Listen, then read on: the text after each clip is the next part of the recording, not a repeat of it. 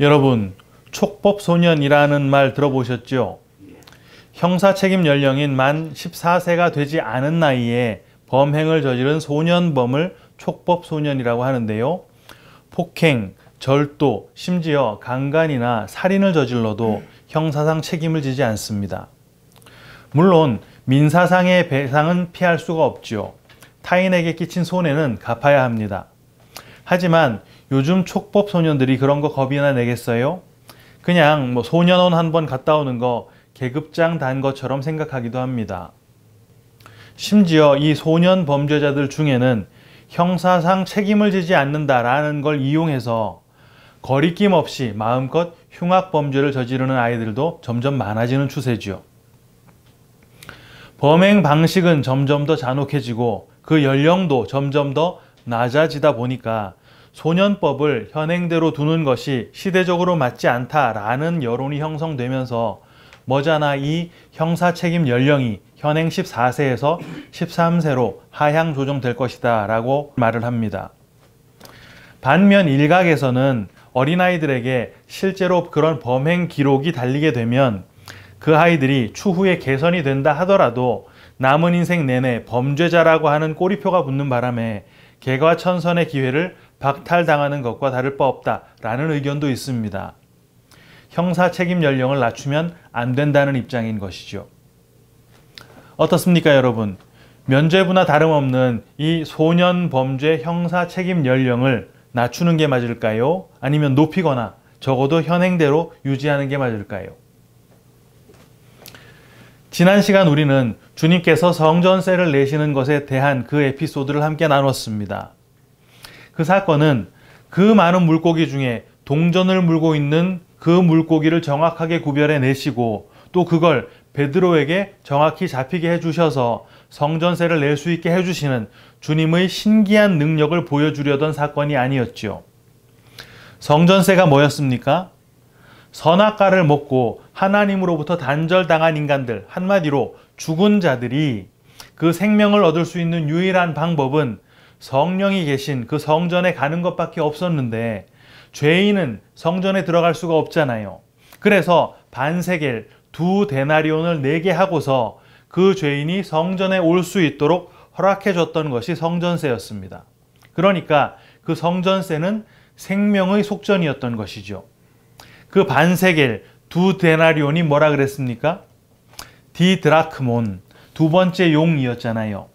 선악과를 따먹고서 나도 하나님이 되겠다고 독자 노선을 탔었던, 그래서 하나님의 대적자가 되었던 우리가 바로 그 첫 번째 용 사탄이었고, 그 첫 번째 용인 우리를 대신해서 우리 죄를 다 덮어 쓰시기 위해 대적자 사탄, 바로 사람의 모습으로 오셔서 죽으신 주님이 바로 진짜 성전세 디드라크몬 두 번째 용이라 그랬습니다. 그런데 그 성전세가 어디서 나옵니까? 물고기의 입에서. 하나님의 말씀이 육신이 되어 오신 주님을 상징하는 것, 그게 바로 물고기였고, 그 물고기의 입에서 나오는 것이면 그거 뭐요? 진리, 은혜, 성령. 우리의 성전세가 바로 진리이신 성령이었단 말입니다. 그리고 성령을 받기 전에는 시몬이었던 그 사탄, 대적자가 성령을 받아 반석, 베드로가 되면 그때 그 위에 교회가 서는 것이고, 그렇게 교회가 된 자들, 다른 말로 뭐요? 성전세 납부가 완료된 자들, 성령을 가진 자들이 다시 디드라크몬이 되어서 아직 하나님의 대적의 자리에 여전히 있는 자들을 위해서 물고기의 입에서 나오는 그 반세겔, 디드라크몬을 가지고 그들의 성전세를 내주는 삶. 다른 말로 하자면 뭡니까? 진리를 전하는 삶을 살게 되는 것이라 그랬잖아요. 그걸 성경의 또 다른 표현으로 하자면 사람 낚는 어부의 삶을 살게 되는 것이고, 그것이 현실화되었던 게 사도행전에서 보여졌던 베드로의 삶이었다라는 것과 우리의 삶이 바로 그 삶이다라는 것까지 우리가 확인을 했습니다.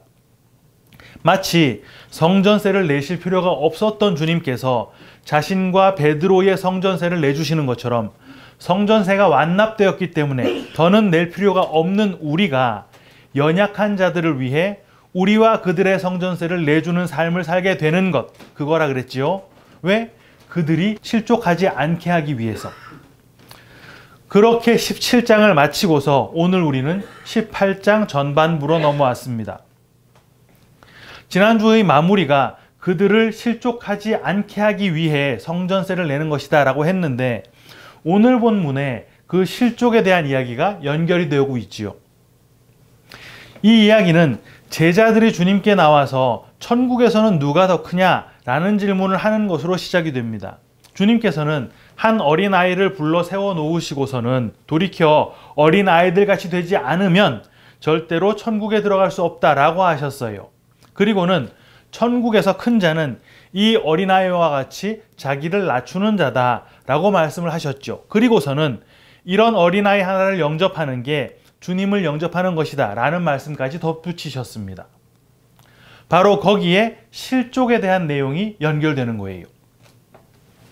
오늘 본문은 자칫 전체 내용을 눈에 보이는 대로 그냥 이해해버리기가 쉽습니다. 왜냐하면 대부분의 내용이 해라, 하지 마라 이런 율법의 형식으로 기록이 되어 있기 때문인데요. 어린 아이들처럼 자기를 낮춰야 천국에서 큰 자다라고 하니까 우리도 공연히 이 땅에서 목에 힘주는 큰 자가 되려고 하지 말고 어린아이들처럼 겸손해져서 천국에서 큰 상급 받는 자가 되자라고 한다거나, 어린아이를 영접하는 게 주님 영접하는 것이다 라고 하니까 보잘것없어 보이는 사람에게도 진심으로 사랑으로 대해주고 포용을 해주자라고 한다거나, 그들을 실족하게 하면 연자맷돌을 목에 메고 죽는 게 낫다고 하니까 절대로 그들이 실족하지 않도록 잘 배려하고 그들을 무시하지도 말자라는 식의 주장인 것이죠. 여러분, 어린아이처럼 자기를 낮추면, 한마디로 겸손하면 정말 천국 갑니까? 사실 우리가 알고 있는 어지간한 위인들은 다 겸손합니다. 만류인력을 발견했던 뉴턴 아시죠? 그는 정말 그 당시 모든 세상 사람들보다 더 많은 우주에 대한 지식을 갖고 있었습니다. 하지만 우주에 대한 자기 스스로의 지식이 해변에서 뛰어노는 아이들이 바다에 대해서 아는 것보다 더 형편없는 수준이다 라고 자기 스스로를 평가했어요. 뉴턴이 이렇게 겸손했고 성공회 신자이기까지 했지만 그는요, 삼위일체를 부인했고 그리스도의 신성도 믿지 않았습니다. 불교의 유명한 승려들 중에서만 찾아봐도 겸손한 사람 정말 널렸죠. 그리고 어린 아이들이라고 다 그렇게 겸손하게 어른들 말씀 잘 따르는 것도 아닙니다. 요즘 초등학생들, 중학생들 막 술, 담배 하는 건 놀랄 일도 아니고요. 심지어 범법 행위 막 저질러도 처벌 안 받는 거 악용해서 막 더더욱 저지르는 놈들이 수두룩하지 않습니까? 오늘 내용을 제대로 이해하려면 어린아이라고 하는 걸 정확히 짚고 넘어가야 하는데요. 우리말에서 이 어린아이, 어린애라고 하면 갓난아이부터 청소년 되기 전까지 다소 폭넓게 커버하는 말이 됩니다. 하지만 헬라어에서는 어린아이라고 하는 단어가 여러 개가 있는데요. 태어나기 전에 태아나 막 태어난 신생아를 뜻하는 브레포스, 언어가 아직 습득되지 않은 수유기의 유아를 뜻하는 갓난아기를 뜻하는 네피오스, 부모, 성인들의 보살핌이 필요한 아이를 뜻하는 파이디온, 그리고 자식, 자손의 개념으로서의 아이를 뜻하는 테크논, 이런 것들이 있습니다. 물론 이런 단어들을 사용하는 연령이 정확히 구분되어 있는 건 아니에요. 몇 살부터 몇 살까지는 이거다, 이렇게 잘려져 있지는 않습니다. 그래서 부분적으로 혼용이 되는 그런 경우가 있습니다만 내포하고 있는 의미상 이렇게 여러 단어들이 있다는 말씀을 드리는 것이죠. 오늘 본문에 어린아이라고 번역된 단어는 파이디온이라는 단어인데요. 이게 부모의 양육하에 있는 어린이를 지칭하는 것이라 그랬지요. 유대인들은 랍비들의 전승에 근거해서 남자는 13살이 되었을 때, 여자는 12살이 되었을 때 성인식을 치러줍니다. 남자아이의 성인식은 아들이라고 하는 뜻의 바르를 써서 바르미츠바라고 하고요. 여자아이의 성인식을 딸이라는 뜻의 바트를 써서 바트미츠바라고 해요.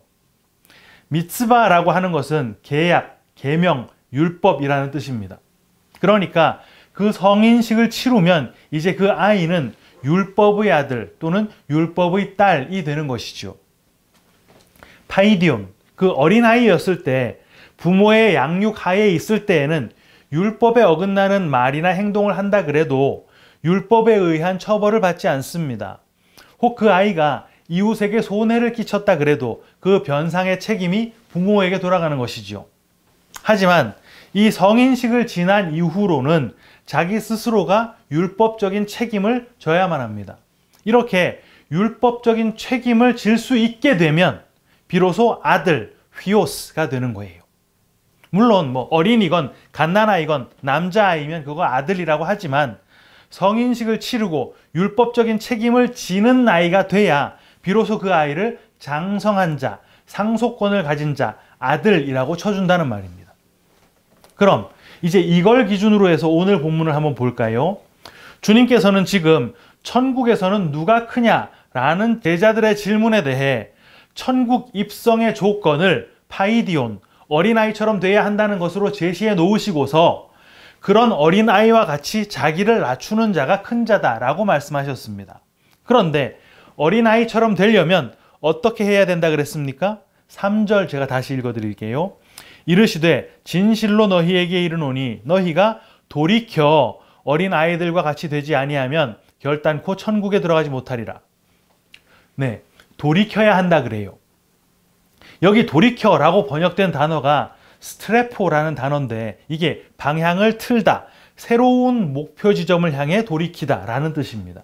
그렇다면 돌이켜서 새롭게 설정된 목표 지점이 어린아이라고 한다면 원래의 목표 지점은 어디였다는 말이겠습니까? 당연히 성인이었겠지요. 그런데 아까 성인은 어떤 사람?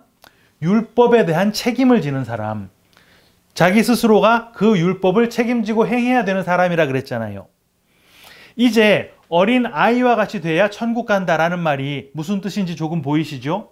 아이처럼 막 순결하고 티 없이 순수하고 겸손해야 천국 간다 이런 말이 아니라 율법에 대한 책임에서 자유로워진 자라야 천국에 갈 수 있다라는 말을 하는 것입니다. 풀어 말하면 율법을 온전히 지켜내면, 그래서 율법에서 자유로워지면 천국을 자력으로 입성할 수 있게 된다는 것이죠. 완성된 자, 장성한 자가 되면 천국에 갈 수 있습니다. 그런데 문제는 그렇게 돌이켜 어린아이가 되는 거, 그거는요 불가능하더라는 말이에요. 이미 내가 선악과 따먹고 독자 노선 탔는데 그게 돌이켜집니까? 내가 그 율법 완벽하게 준행해내고 내 힘으로 하나님께 도달해 보겠다고 하는 율법에 대한 책임을 지는 성인, 본성으로 율법을 따르고 싶어지는 그 어른이 이미 돼버렸는데 그 돌이킴이라고 하는 게 되겠냐는 말이에요. 그거 불가능한 것입니다. 그래서 거기에 해결책이 따라붙는 거예요. 본문 5절, 또 누구든지 내 이름으로 이런 어린아이 하나를 영접하면 곧 나를 영접함이니. 여러분, 이것도 아이를 매정하게 대하지 말고 예수 이름으로 밥 한 끼 먹여주고 따뜻하게 잘 대해줘 뭐 이런 말 아닙니다.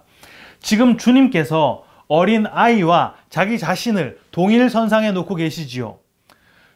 어린아이를 영접하면 나를 영접한 거다라고 하셨으니까 전 인류가 단 한 사람도 다 빠짐없이 모두 율법의 책임에 매달려 있는 성인이 되어 살아가고 있는데 거기에 유일하게 주님 자신이 바로 그 어린아이, 작은 자, 파이디온, 그거 뭐요?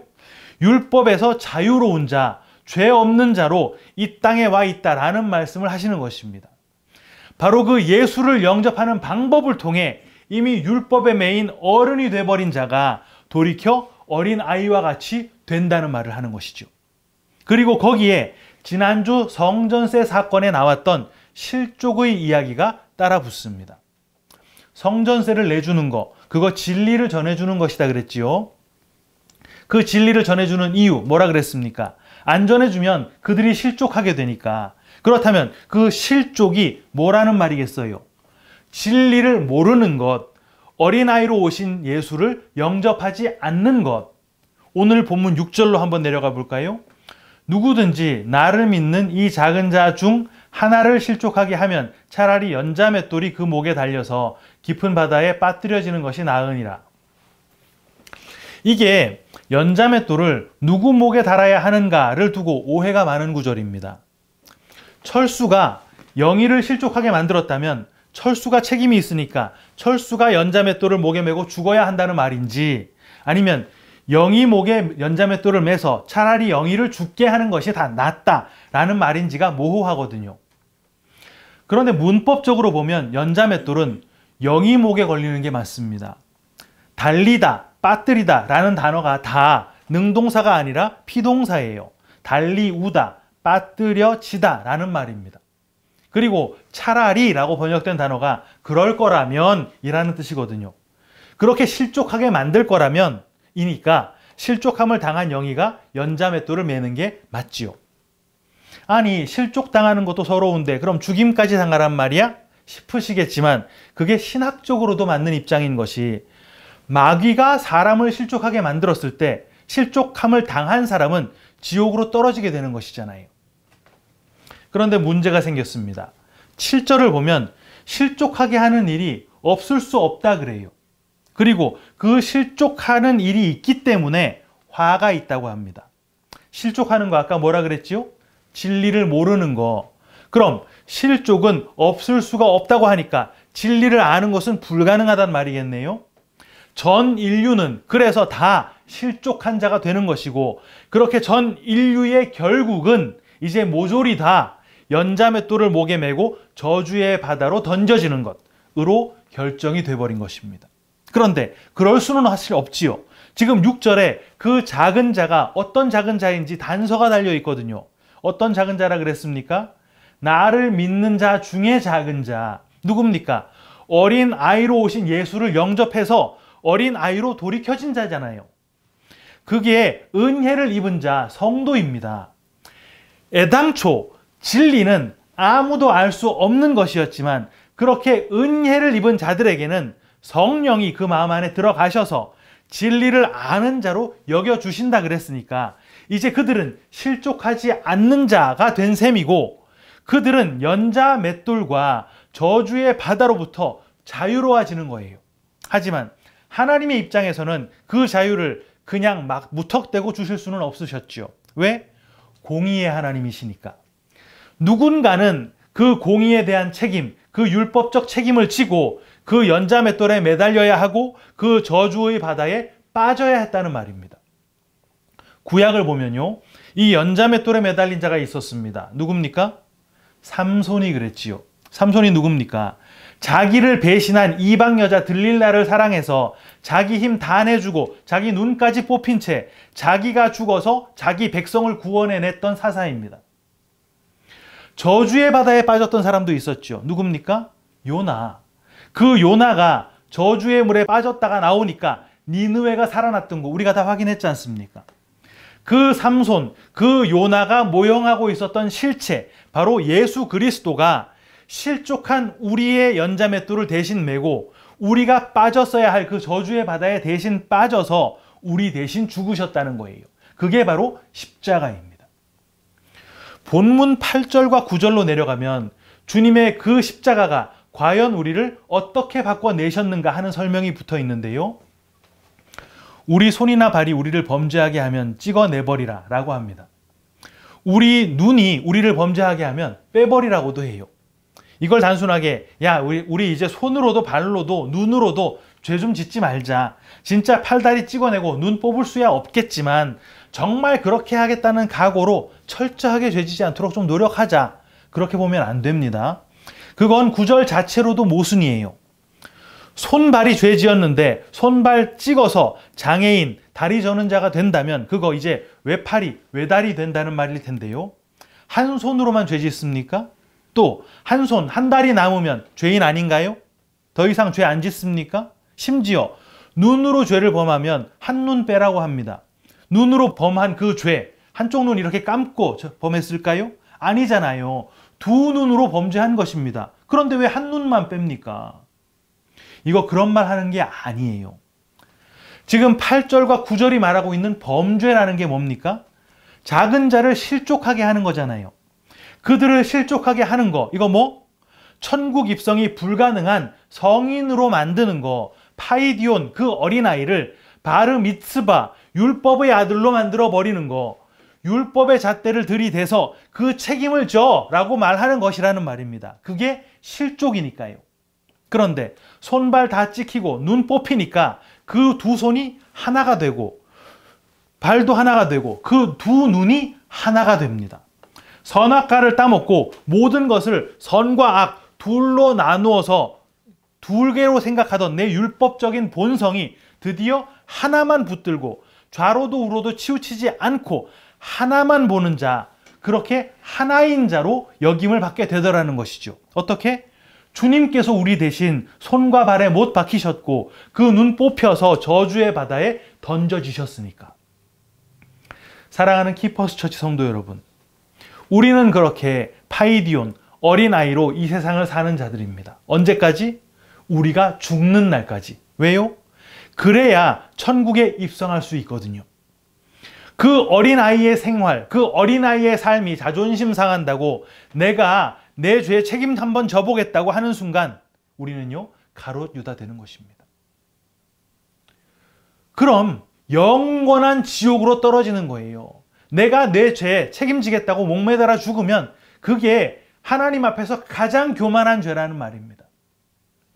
우리는 끝까지 그렇게 파이디온, 어린아이로 살다가 이 땅에서의 그 십자가의 길 끝까지 걸어가서 우리의 육신의 그 숨이 끊어지는 날 천국에 들어가서 휘오스, 장성한 아들이 되는 것이고 그 하늘의 영생을 상속받게 되는 것입니다. 바로 그날을 소망하면서 오늘도 이 믿음의 길 끝까지 걸어가는 우리 모두가 다 되시기를 주님의 이름으로 축원합니다. 아멘.